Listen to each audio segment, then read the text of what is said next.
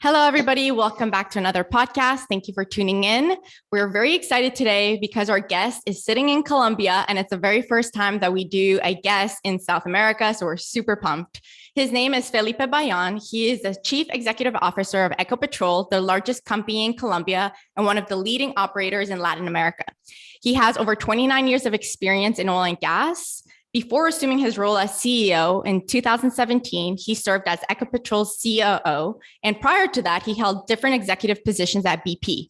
The most recent one was Senior Vice President of BP Americas and Head of Global Deepwater Response.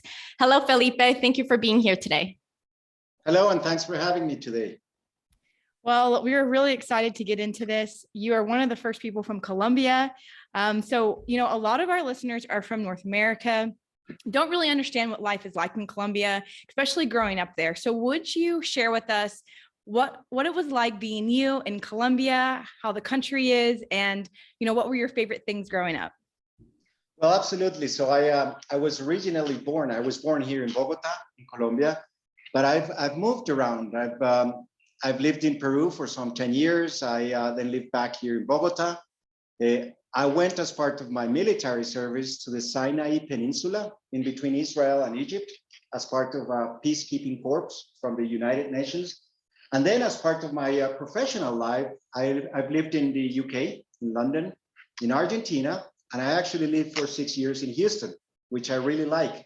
So I've been around, but growing in Colombia, it's been good. I have good friends here. I have family. But I think the good thing about some of these international careers is that you also have the opportunity of making friends everywhere where you go. So that's brilliant, actually.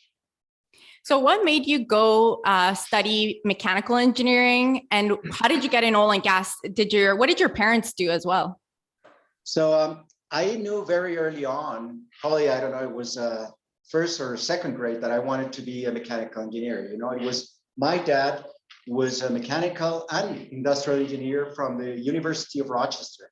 So from the start, I knew that I wanted to do things, in terms of understanding how things work, how to break them and put them apart and try to make them work again. I was not very successful, as my mom tells me now, that I was not very good at putting things back together.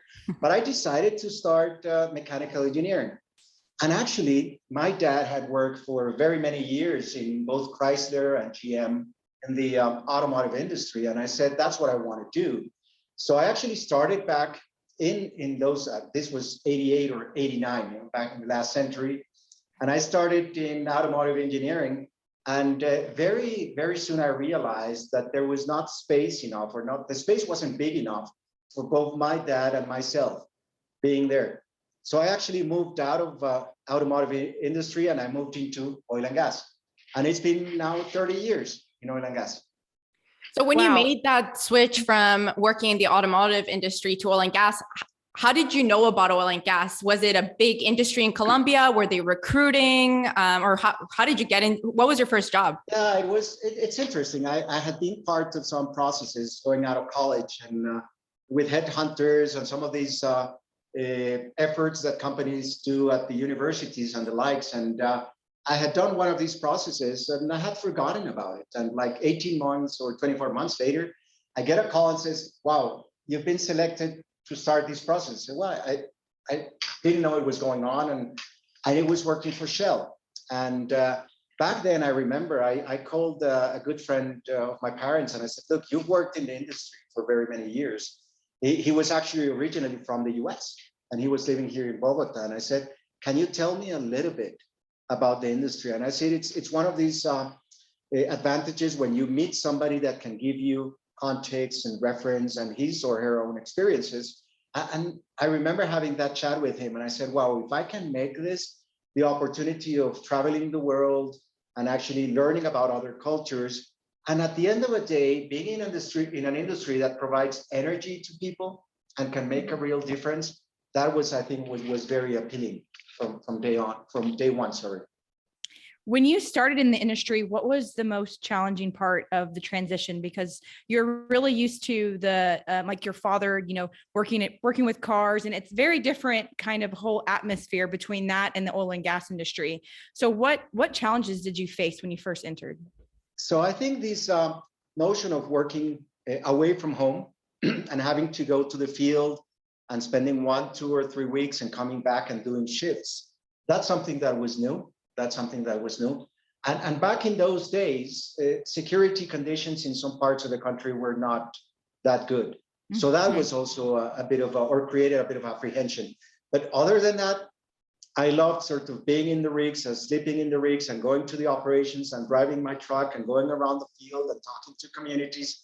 And you name it, I was recently graduated from college and having the opportunity of doing those things for real, and moving from the classroom and doing things in the field, it was just fantastic. It was good. And even in Colombia, I got the opportunity of living in different cities, which was great as well.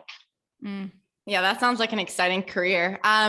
Did you have aspirations to one day be CEO, or, even as a young kid, did you have aspirations to, one day lead a big company, or do you think that just kind of happened through life? And when in your career did you say, you know what, I think I have what it takes to be CEO and I'm going to follow this career path?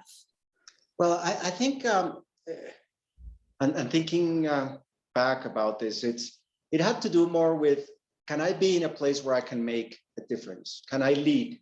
And it was not about the title itself. It was more, can I work with large groups? Can I make a difference? Can I actually help people and guide people and lead people, not guide, lead people in that sense? But I'll tell you a story, which is probably not very known. This was probably the late 90s. And a former CEO of one of the companies I was working on said, look, Felipe, you're very good, you're talented, you're intelligent, you have good IQ and EQ, but I don't think you'll ever make CEO of any company. So this was his pitch into me. And I don't know if he was pushing me or he was challenging me, but long story short, I've had several CEO positions since then.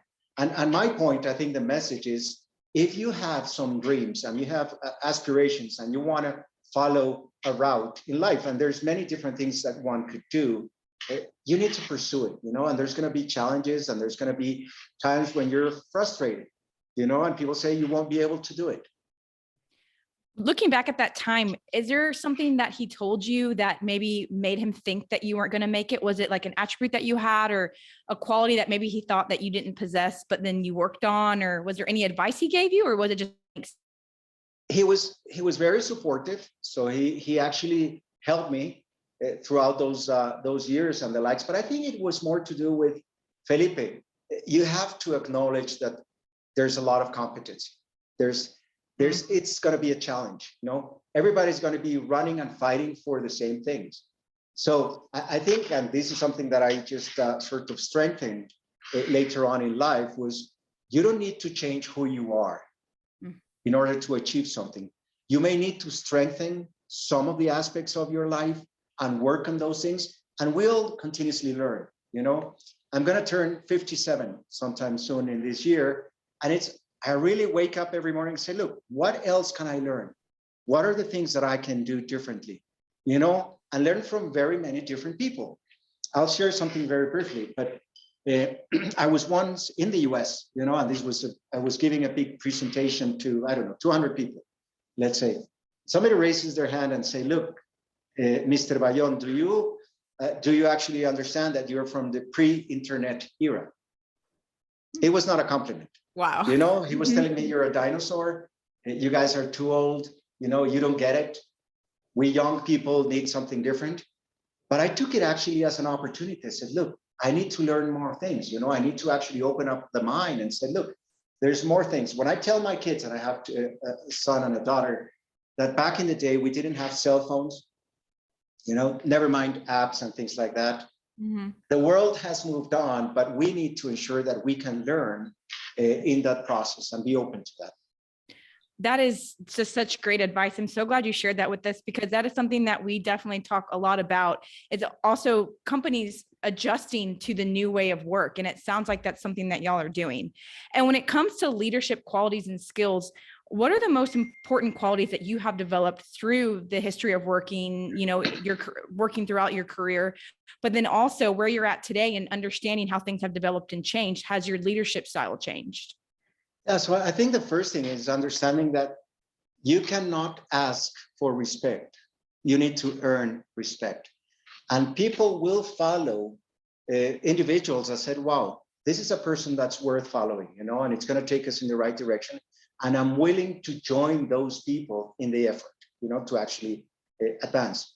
I think it's fundamental to understand that we need to be knowledgeable about the subjects in which we're working. So that means being able to go into a lot of detail and in depth on some of the aspects. And it could be technology, medicine, you name it, engineering or admin or business administration, whatever. But you also need to be able to understand that you can connect things, and you can connect the dots and see the context and actually make things out of that, and ensuring that you can see the trends and react quickly. You need to be able to make decisions quickly. And that's very difficult because most of the time, I think almost all of the times, you won't have all the data that you want to have. And you need to say, look, I have 60, 70% of the data or less, but I need to make a call. And some of those decisions will impact people. And that's complicated. If you're talking about layoffs or restructuring or investment decisions that you won't make. And specifically, there's 4 things that I always share with people when they say, look, can you give us some advice on career? The first one is you need to be able to put the mirror up every single day. Look at yourself in the mirror. There's things that you will like, and there's things that you won't like. The first thing you need to do is to look at yourself before looking at other people. Second thing, take control of your own destiny. Don't wait for others to make calls on your career. Don't wait for others to say, hey, you need this promotion. Or people tell you, oh, why you didn't apply? It's not like you're telling them, look, you should have known I wanted that role. I said, well, if you don't speak up, nobody would know. Yeah. Third one, build your networks. Really build your networks. This is not about being liked or friended with, and people. And I'm talking about internet and apps and things like that. But it's actually getting to know people, and that's important. And the fourth thing, give back. Always remember to give back. Others will follow. And at the end of the day, a good leader, I think, needs to surround him or herself with people that are better than us. Yeah, that can challenge us, that we can learn from. And at the end of the day, that will take over. They will need to take over. This is one of my favorite podcasts. Honestly, like the the amount of knowledge and just valuable experience that you've shared this is why we have this podcast, so that younger or mid-career level people can listen and get inspired by people like yourself. And actually, I would love for that person who raised their hand and told you that you were, a dinosaur at the time, that you're on a podcast with 2 millennials. So I'm sure they would be shocked. So next question that we had, and one of the reasons we decided to start the podcast, was to shine a light on the oil and gas industry because it gets such a bad reputation. Can you tell us a little bit how you deal with that? I mean, Jamie and I deal with it in certain levels, but you're the CEO of an operating oil and gas company, especially in a country like Colombia, where from what I've heard, there's a lot of people against fracking. They're against oil and gas. How do you deal with that on your day-to-day? Absolutely. And the first thing is that I truly believe that providing energy to the communities is one of the stronger ways of closing the gaps that we have. And there's very many gaps, and COVID, which we've had to deal with for the last 2 years, widened the gaps in many aspects. There were layoffs. There were people that were not getting an income, that couldn't put 3 meals on the table every day. And that's not only in Colombia, it happened in very many places. So I think understanding that energy is very important. Having said that, I think COVID also showed us, besides showing us how fragile we are as human beings, that things are accelerating. And the expectations around transition, the climate change and energy transitions, they're just accelerating. Warp speed, you would say, they just massively went into a higher gear. So I think that when you think about how do we decarbonize what we do, how do we electrify things that we do, that's where we play a big role. And I'll share very, very briefly some things about EcoPetrol. EcoPetrol is a company that celebrated its first 70th birthday last year. It was originally 100% owned by Colombia. by the government of Colombia. Back in the last decade, 2006 and 7, the company issued shares and was floated, a little bit like an IPO, and was floated into the Colombian Stock Exchange and in New York. So we actually abide by rules in the New York Stock Exchange, right? And controlled by the SEC and the like. So besides the government that owns 88.5%, we have less than 300,000 shareholders, and we have the biggest pension funds in Colombia as part of our shareholders. And through those shareholding portfolios, we actually touch 17 million Colombians every day that own a bit of the company out of the 50 million. So back then, if you see at the scale and the influence and the sort of gravitas that we have is quite fundamental. So we need to ensure that we maintain and protect energy security. So people can understand, if you go to the pump station, is there going to be gasoline or diesel or whatever you use? If you want to fly somewhere, is there going to be jet fuel for those airplanes? Can you be more efficient? Can you reduce emissions? Can you have higher energy efficiency and use less energy to do the same thing that you've always done? So we need to protect that business. At the same time and simultaneously, we need to change and we need to evolve. So as EcoPetrol, we want to become gassier. 36 million Colombians touch gas every day. Mm-hmm. Cooking, heating water, transportation, you name it. We're going into hydrogen. We're already a big producer of gray hydrogen at the refineries, but we're looking at blue hydrogen, green hydrogen, and white hydrogen. White hydrogen being the one that occurs naturally in nature. Green hydrogen, the one that will be produced with renewables. We're actually bringing our first equipment. It's shipping from Europe into Colombia, so we can produce hydrogen with solar energy through the use of electricity through water. So we need to diversify. And last year, we bought a controlling stake in a company called Interconexión Eléctrica, ISA, that has 50,000 kilometers, 30,000 miles of high voltage lines in Colombia, Peru, Chile, and Brazil. So we're a company that spreads not only in Colombia, but South America. And in terms of the traditional business, you were mentioning fracking, we have a partnership with Occidental in the Permian Basin in Texas.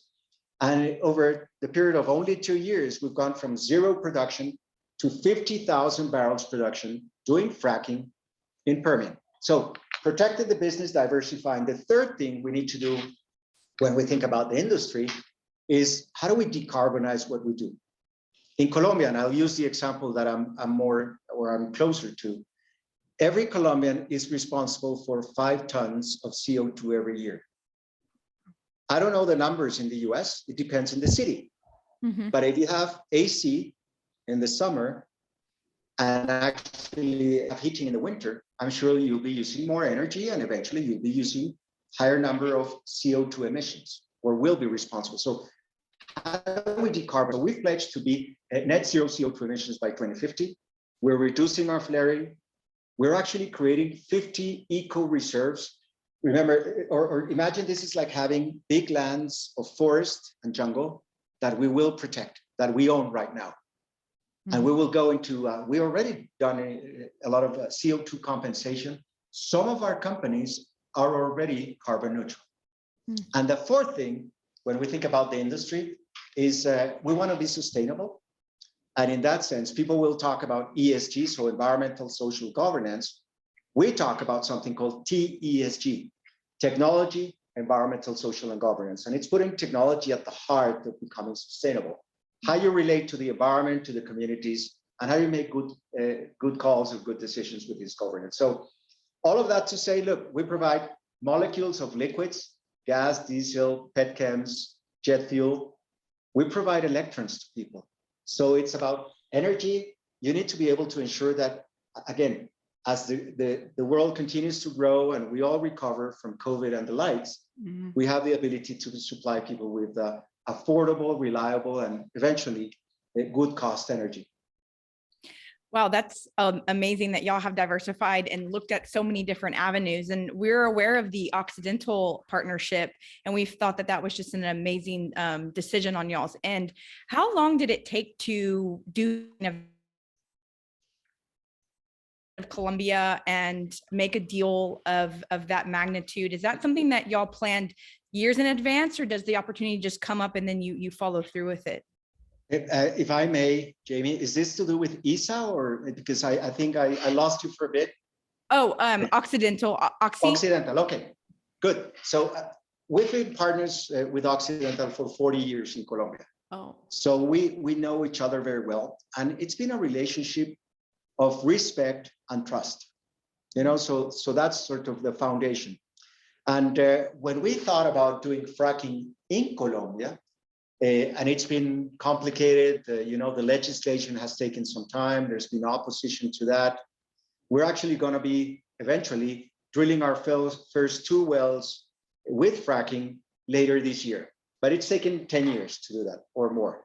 wow. In the meantime, we said, look, what would be strategically a great move where we can go and start learning from this? And that's when we talked to Occidental. We had looked at some other companies and some other opportunities. And we spoke with Occidental and said, look, is there something that we could do jointly? And I'd say that we had studied some things for some time, but we actually advanced on the deal and closing the deal very, very, very quickly. So we closed the deal on July of 2019. We started operations in November 2019. Again, 0 production. Today we have over 120 wells that have been drilled, and we're producing more than 50,000 barrels. The operation is going very well. We're very excited. And remember that this was probably just before the summer of 2020, when prices dropped. WTI was minus $38 per barrel. If somebody had asked me, 10 or 15 years ago, hey, do you see ever that prices will go negative? I'd say, you're crazy. Yeah. You don't get it. You don't understand the fundamentals. Well, we've been taught differently, we've been proven wrong. So we made the deal very, very quickly, and we have an amazing partnership with them and a lot of respect for what they do as operators. Wow, that's amazing. And I think a lot of what you guys are learning in the Permian, which they frack all day long, every day, you can bring it back to Colombia and do your wells there. That's awesome. So you spent 21 years at BP or so. When you took that decision of leaving a company after 21 years, I mean, that's a very big, probably one of the biggest decisions you've probably ever had to do. What helped you make that decision? And how did you feel ready to go to COO and then CEO? So yeah, it was, I think it's an interesting story. And back then it was, I think summer or, probably just after summer of 2015. We're living in Houston, with the family. So my wife and the 2 kids, my son was sophomore probably in high school, and my daughter was just in actually elementary school or primary school or whatever. And I get this call from the CEO of EcoPetrol back then. I said, look, I need somebody who can help me run the operations, and who knows about this and has been in the industry. And everybody tells me you're the guy.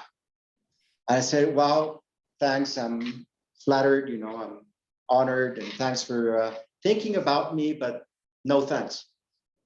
Obviously, the conversation was a bit longer than that. And I went back home, sat down with my wife, and we had a chat. And my son had this sort of, my 2 kids had lived always outside of Colombia, and they didn't have strong connections or roots here, even though they came back every year. But we said, and my son had been sort of at least dwindling or thinking about, can I go back and finish high school in Colombia?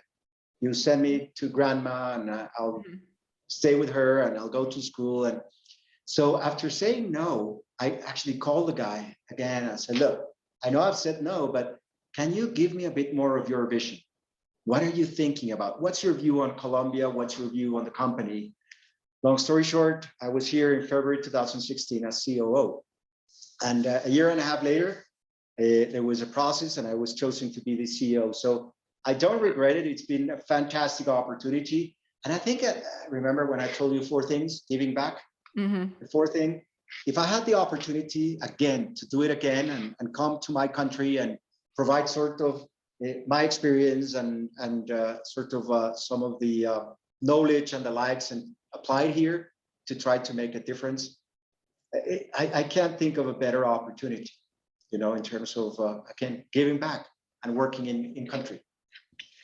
That's amazing. What I really like about what you said too is you brought in your family and how your son felt. So going to family life, you know, how have you balanced that? Like, what's your work-life balance being, you know, a CEO all over the world, your family following you? How has that dynamic changed as you've moved from different countries and then now being back in Colombia? So well, right now my son's 21. He's finishing his career, industrial engineer. And my daughter, she's junior in high school, so she'll be off to college sometime soon. But are they going in oil and gas, you think? I don't know. I don't think so. You know, my son is more into finance and banking, and he's actually been offered an internship in New York. So he'll be traveling to New York, which is great, you know, and hopefully he'll be off. Who knows? We'll see. But it's providing them that sense of, look, independence and taking control of their own destiny, but always having the possibility of sitting down and chatting and having good conversations. So I think that's fundamental. But to your point on balance, it hasn't been easy, always. You know, the first thing about something is you need to accept it in terms of, has it been easy or not? Because if it's not an issue, you actually don't deal with things. You know, if you don't recognize it or acknowledge it as an issue. So I've traveled a lot. I've been away from home very many times, but I've had a great wife, you know, in terms of support and ensuring that the families stay together.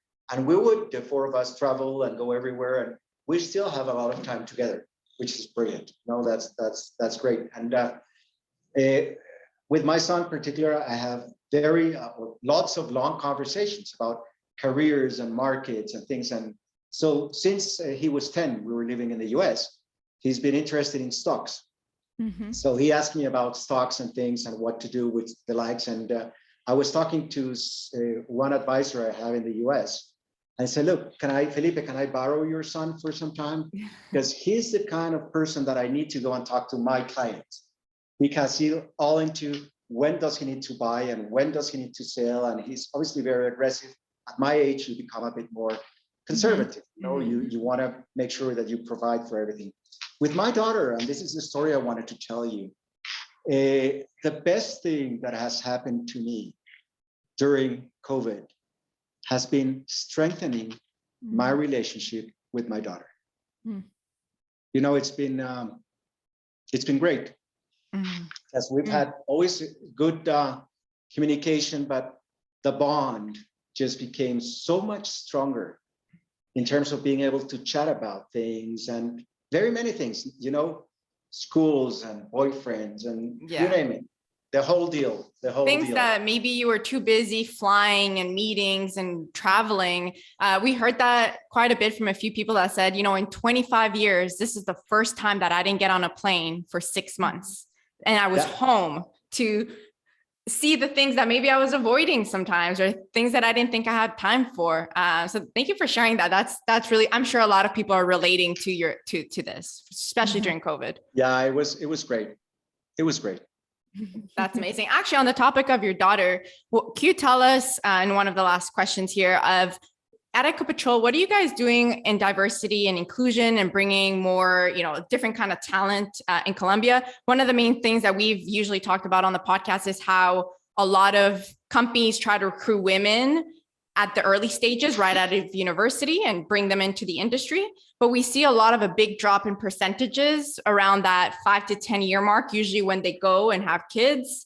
What are some of the trends maybe that you guys are seeing? How are you trying to retain that talent? So the first thing I'd say is that I think it was probably less than 24 months ago, we came up with this culture manifesto, the cultural manifesto for the company. It was something that we created. There were 10,000 employees involved. There were a lot of workshops, some of them physical or some of them virtual. But we came up with a notion that it has some values, and start with HSE and ensuring that we take care of each other, and we ensure that people go back to their houses in the same condition or better condition that they came into the workspace. And as part of that, diversity and inclusion has been fundamental. That we respect each other, that we actually listen, that if need be, if we need to have a difficult conversation, we have that. We have that when it's required. So specifically, we have a D&I program that relates to gender, first thing, sexual orientation, disabilities. It deals with ethnicity and minorities and indigenous people and Afro-Colombian communities. And the fifth thing, it deals with veterans and people that have been victims of conflict and violence and the likes. So that is something that we do inside EcoPetrol, inside all of our companies. We have over 100 companies right now in the group. It's something that we do ourselves, but also with our contractors and try to do with the communities. So for that program, for example, we have in each of those 5 areas, a very senior, either vice president or president of a company that is the sponsor for that, executive sponsor. So for example, gender, we have the vice president for operations in a big part of Colombia. She started herself as an operator. Oh, wow. And now she's the vice president that overlooks 3 big operating areas in Colombia. So for example, at the executive level, in the last few years since I've been at the helm, we've gone from 18% of women at senior roles to 31%. So it's shifting. And again, can we move the needle further? Absolutely. And one would say, how do I get good girls to be interested in STEM, and do those things of career? So for example, last year, we finally sent, it was close to 30 young girls to NASA in Texas. Oh, wow. And these are underprivileged, very, very poor girls that we were going to take when COVID started. So we basically had to renew their visas again and everything, deal with whole challenges. Good thing they went to NASA, and some of them had never been to Bogota, to the capital. Never mind, some of them had never been on a plane. Well, here they are in Houston. Wow. And in NASA. So it's about how do we help people see those dreams closer. In disabilities, we have almost 600 employees that have some sort of disability. So it's not only providing the physical space and the ramps and the things, but how can we learn to communicate better with them, for example? And you name it. And I talked about sexual orientation and the other things. So it's something that we're quite adamant on. And the last thing I'd say is that whenever we're looking for a succession process, or we're trying to hire somebody, even if it's internal, I tell my guys, look, in every pool of candidates, that there needs to be at least one woman. If you don't find it, you come and talk to me and explain why you didn't find it.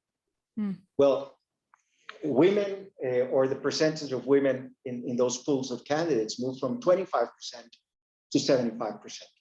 So I think it's saying you need to be very, very adamant. You need to be clear about expectations. You need to communicate, and when needed, you need to provide support so organizations can actually move in that space.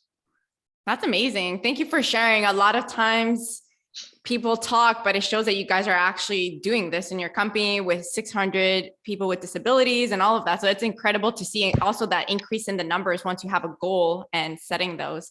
Yeah. Thank you so much for being on our podcast. We really appreciate the fact that you read our LinkedIn message, which sometimes nobody reads.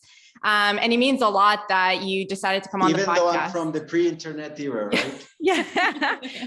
I would say you debunked that when that guy, told you that. So I think you have definitely come a long way since that moment in time. So we really appreciate you coming on the podcast and sharing all your knowledge with us, and where the company has gone and the sustainability path that y'all are on, I think is amazing. So thank you so much. And we really appreciate your time today. Thank No, you. thanks for having me.